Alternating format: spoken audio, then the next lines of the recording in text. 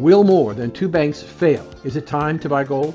Recently, the FDIC took over two banks that were in trouble. Now we have reports that an additional 20 regional banks have in excess of $650 billion in bond losses. The Fed admits that their increase in interest rates have done little to bring inflation under control. They may well increase the amount and frequency of interest rates. Isn't it time to consider gold in your portfolio? From January 1st, 2023 to today, the price of gold is up twice as much as the S&P 500. Go to blacksandwhites.us, click on the gold bar, and reach out to Advisors Metals and ask Ira, is gold right for you? Call now. It's important.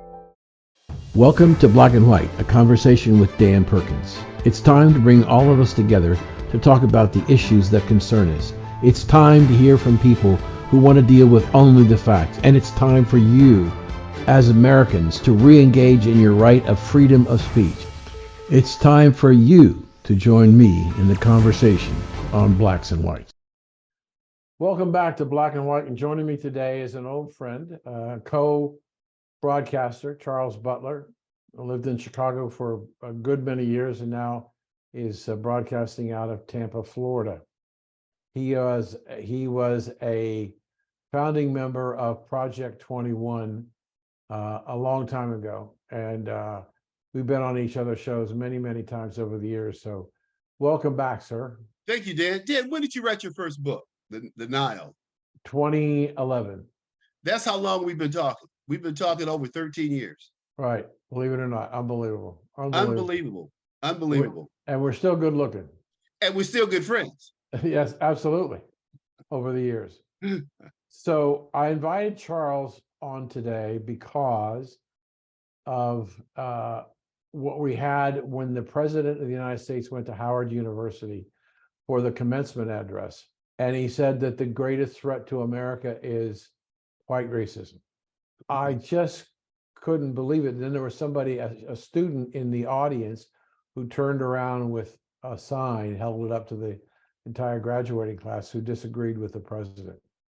I don't understand how a white man can stand in front of a crowd and talk about systemic racism and white racism as the greatest threat to our country. What do you say, sir? Well, what I say is this, he talked about white supremacy, not racism, but white supremacy being a national security issue and the greatest threat to our national security. And some people say democracy. And I say that's all bovine. You know what bovine is, Daniel? Bovine? Bovine, B-O-V-I-N-E, bovine. That's a pig. Yeah, but it's all bovine. And use the way that I'm using it, it's a very derogatory term, but it's clean. Janet Napolitano, when she became director of Homeland Security, and I don't know what qualified her for that job in the Obama administration, an administration that saw a cabinet that had only one Black American in it, and he claimed that he wasn't a Black American, and that was Eric Holder.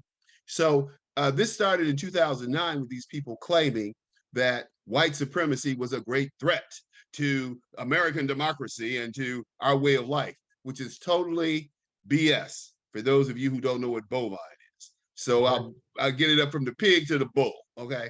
And the reality is, to cut to the chase, it's an embarrassment.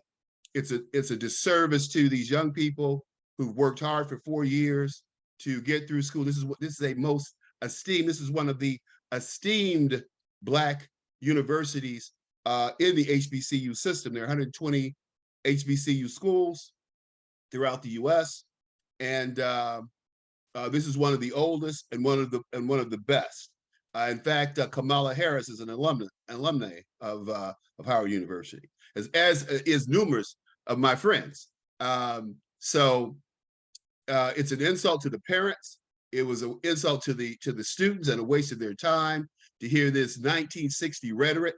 When Joe Biden had the opportunity to fight white supremacy and white racism, who was he sitting next to and who did he side with? Strom Thurmond, Senator Jackson, Senator Russell, from all the segregationist senators of their time, he sided with. That's how I first heard of Joe Biden in 1973, He was with Strom Thurmond claiming that he did not want his children to be bused to a jungle school.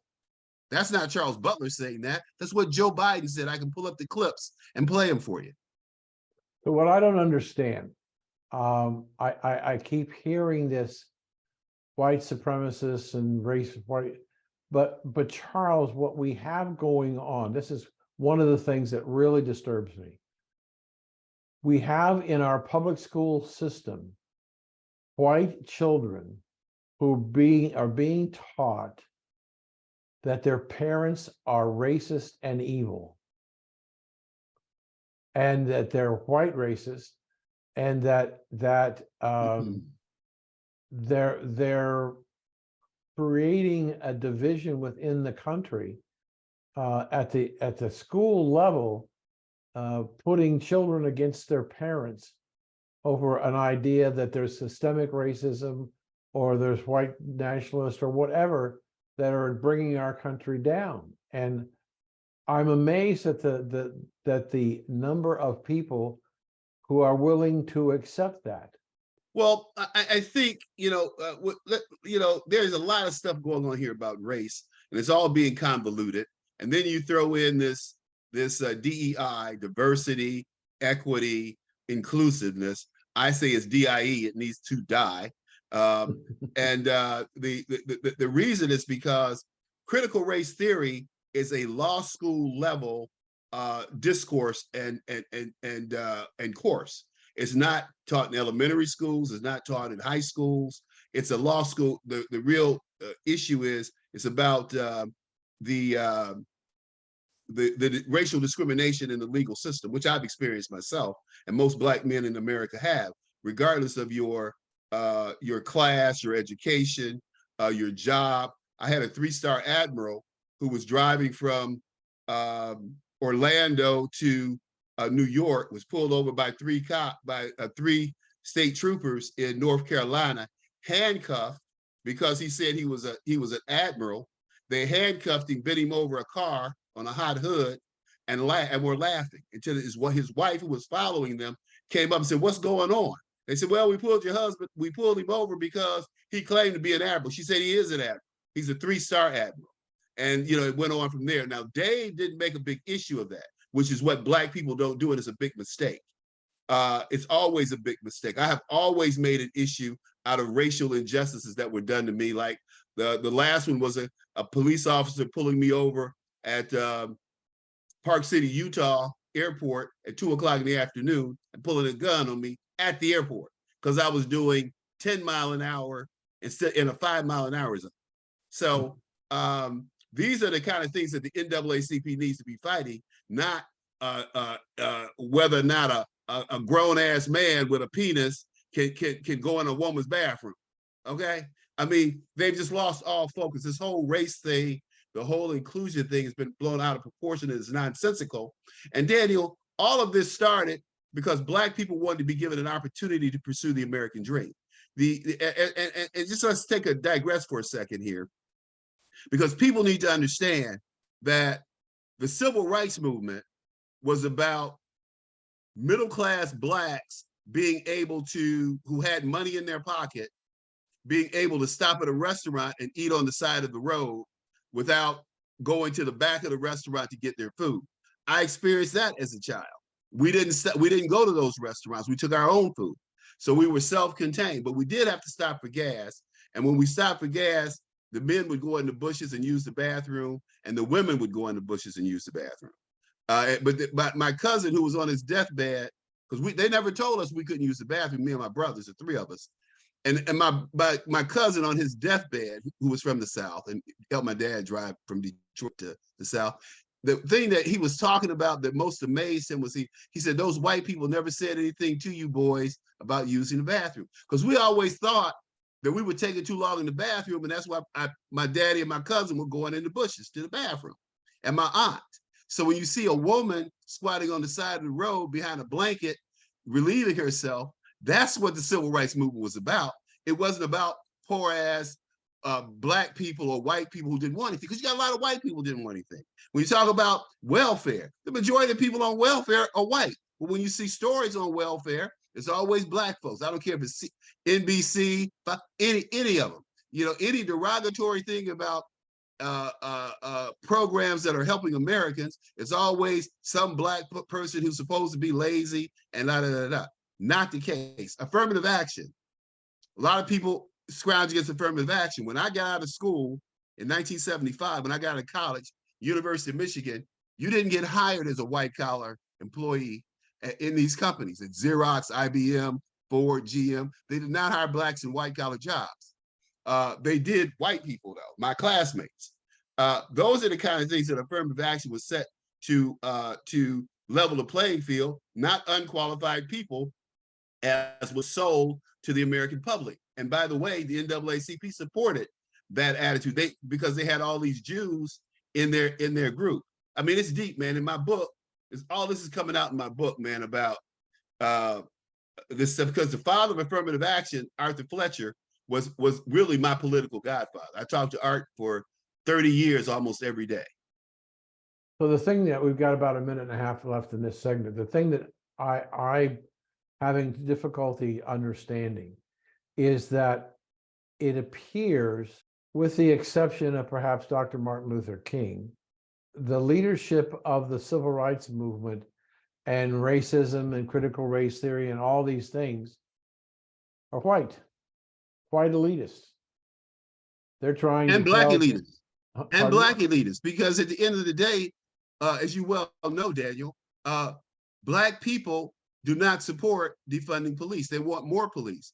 Black people have cried out for decades. We want more police. We want drugs out of our community. The government allowed drugs to proliferate the black community during the civil rights movement. They put heroin, cocaine, and then crack cocaine in the black community. And it's well documented. There's stories about how they work with, how these gang members work with the CIA and other government agencies to distribute drugs in the black community. Well, we have to take a break at the moment, and we'll be back to speaking with Charles Butler on some very controversial issues. So we'll be right back.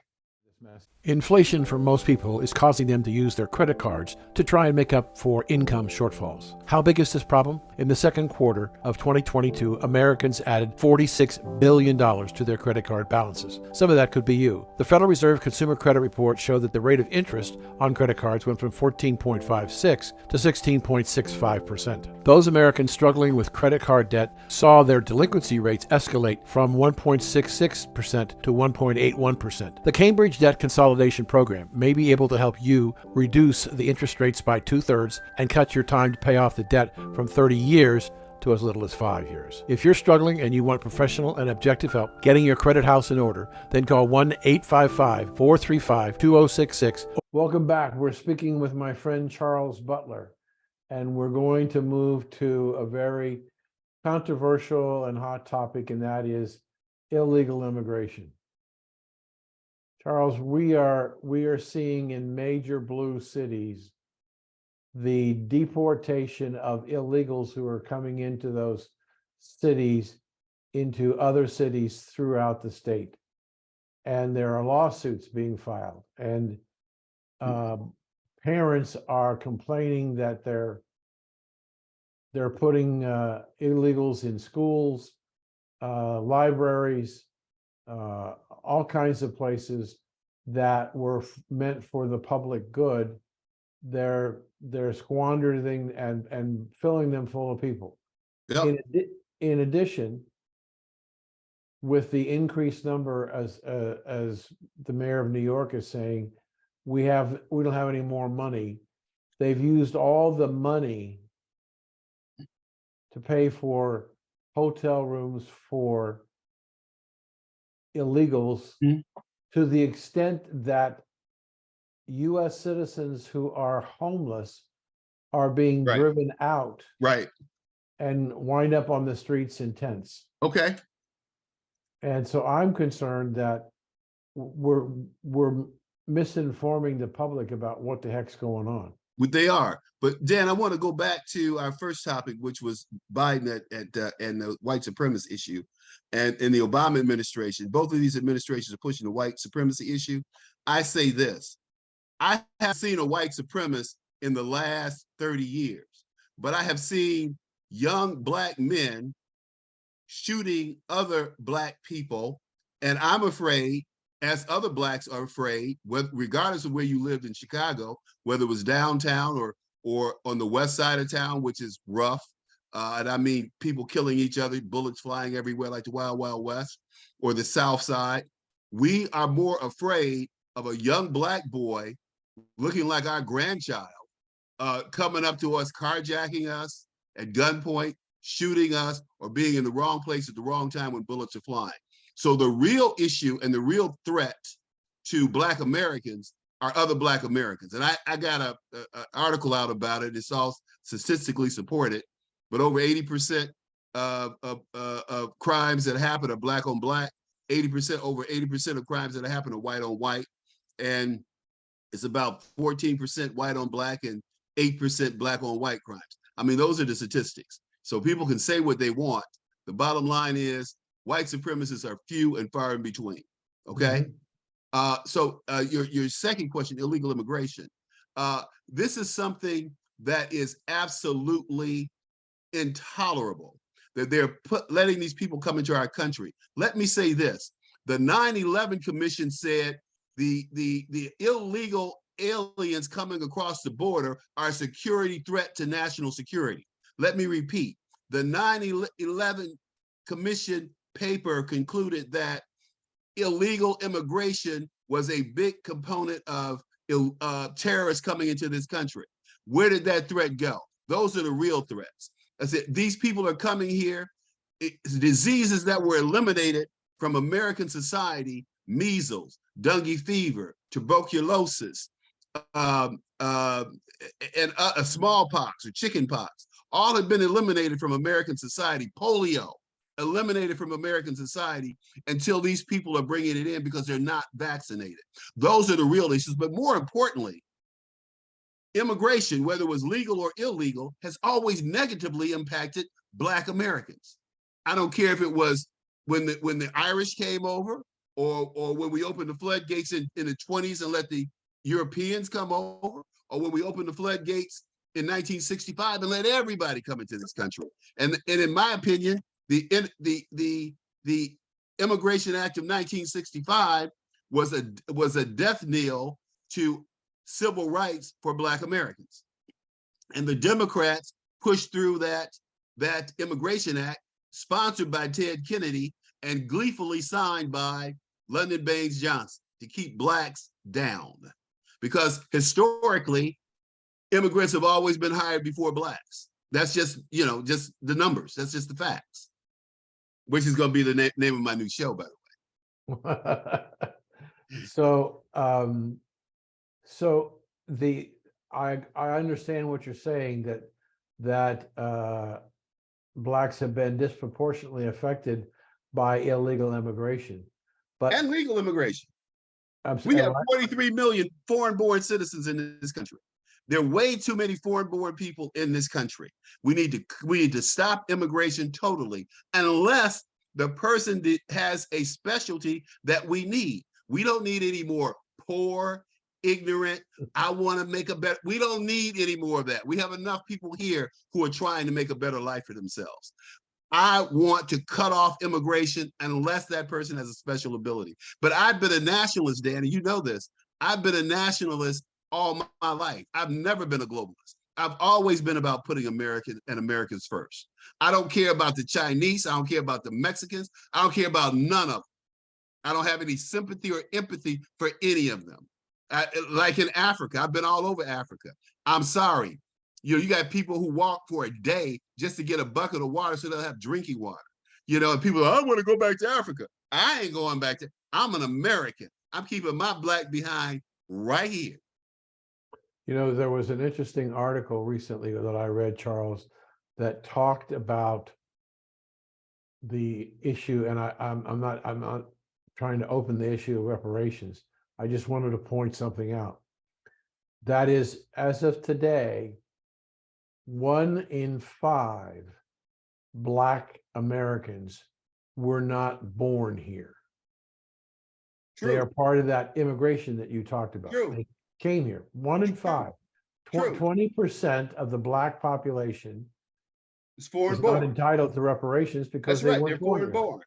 And those are the issues when you talk about reparations. Those are the issues I have, because those are the people, when you look at the Africans have come here, the Africans at Howard University, the Africans have taken over that campus, the Ubuju or Wagu, and they're not trying to be Americans. They're not trying to assimilate. They're coming, I'm Nigerian. Okay, fine, and keep your ass in Nigeria. If you come to America, then you should be saying, I'm an American. No, it's like when these illegals come. I'm from Venezuela. You see them in Chicago. They take over the streets at night, waving Mexican flags and Venezuelan flags. Take your behind back. You know, I don't know. See, these American white boys have lost it. In the old days, white men would have been down on that border with guns, driving these people back across the border. Man up, white men. Okay. I was on a show this morning and they were asking me about the border and what do we need to do? Yeah. What'd you say? And can we fix it? And I said, I don't know that we can fix it, but I know what I think we should do. We should deport, arrest and deport those people, the 6 million people who came into this country illegally. More than 6 million. I'm just talking about since Biden was here. No, we need to deport everyone here. There are almost 30 million people who are here illegally. There are only 28 million blacks. There are 30 million. They've been talking about 11 million illegals for the last 20 years. They're lying. Because I lived in San Diego, right on the border.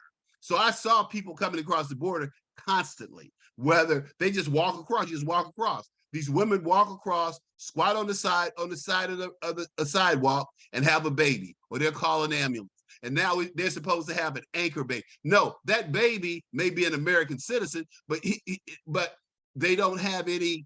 They can't engage in a contract because they're minors. So that baby belongs to the parent, and that parent needs to be deported back to their country. And when that baby turns 18, then she can come or he can come to America and be an American. But until then, they should not become wards of the state. They should not be taken care of by the federal government. And these people are giving our money away like drunken sailors. Billions of dollars to the Ukraine, billions of dollars to the damn illegals. But a damn veteran can't get a quarter. A homeless American can't get a job because they don't speak Spanish and can't work with the poor ass Mexicans who are over here taking our jobs.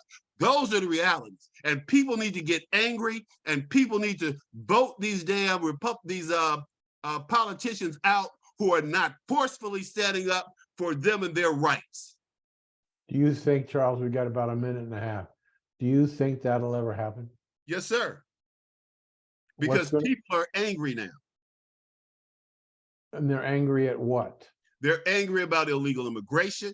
They see the negative impact of illegal immigration. You know, where were these NGOs where black men were being lynched and hung from trees? Where were these NGOs in the civil rights movement when the 3 civil rights girls were blown up, or the 3 civil rights workers were killed? Where was their empathy? Where was their outreach? The hell with these hypocrites. They're nothing but hypocrites, and I'm tired of it, and everybody else is tired of it.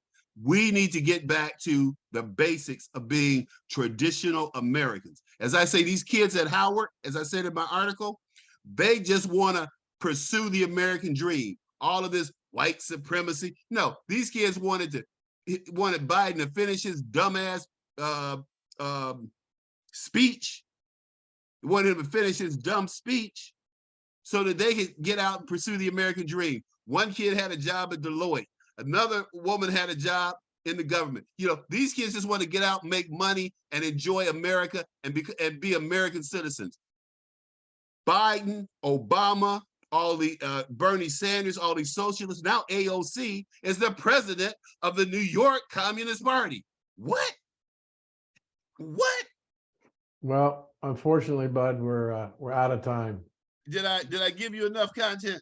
Oh, absolutely. If you got anything else you want to plug, you said your book, or Your new No, show? I'm not finished. I'm just working on that. But I'm getting back on the radio, getting back out here, and people can Google Charles Butler, Just the Facts, or Charles Butler, The Reality Check, and I'll be out there, doing what we do, bringing the facts, educating people. Brother, we have had a saying over the 13 years that we are brothers from different mothers. Yeah, we have. And that's true. And thanks, brother. Thanks for being on, brother. And we'll have Thank you back you. on. We'll have you back on soon, and maybe you'll have me on your new show. I want you to, and I told you we need to do a taping today at some point. Okay, we'll see what we can do. Super. Yes, sir. Thank you. Thank you. Take care. We'll be You right too. back. All right. We are Americans, male and female, from many races and cultures from all over the world.